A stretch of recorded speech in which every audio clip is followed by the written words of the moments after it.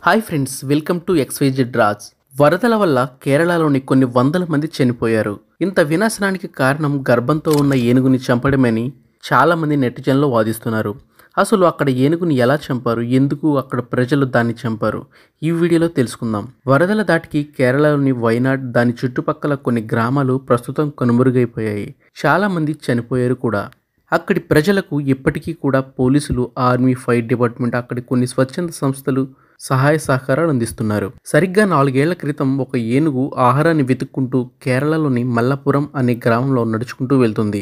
అక్కడ దానికి కొంతమంది ప్రజలు కనిపించినా అది వారిని ఏమీ చేయకుండా ఒక పక్క నుండి నడిచి వెళ్తుంది.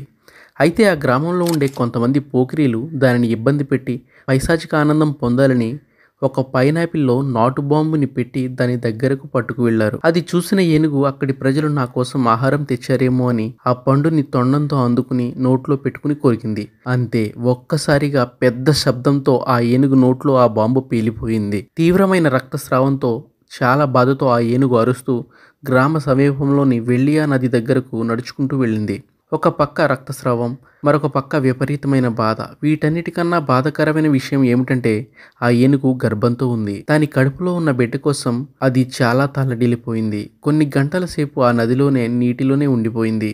దానిని బయటకు తేవడానికి అధికారులు కొన్ని ట్రైనింగ్ చేసిన ఏనుగులను పంపి బయటకు తేవాలని ప్రయత్నించారు. కానీ అప్పటికే తీవ్ర రక్తస్రావం కావడంతో ఆ ఏనుగు ప్రాణాలను విడిచింది. ఇది చాలా హృదయ విచారకర ఘటన. ఈ సంఘటన జరిగి సరిగ్గా 4 సంవత్సరాల తర్వాత ఇప్పుడు కేరళలో వస్తున్న వరదల బీభత్సానికి కొండచర్యలు విరిగి పడడంతో అక్కడ ఏనుగును బాధపెట్టిన గ్రామం మల్లపురం పూర్తిగా తుడిచిపెట్టుకుపోయింది. అయితే ఇది ఏనుగు శాపం వల్లే ఇలా జరిగిందని చాలామంది సోషల్ మీడియాలో అంటున్నారు. మరి కొంతమంది దానికి దీనికి ఏమీ సంబంధం లేదని అంటున్నారు.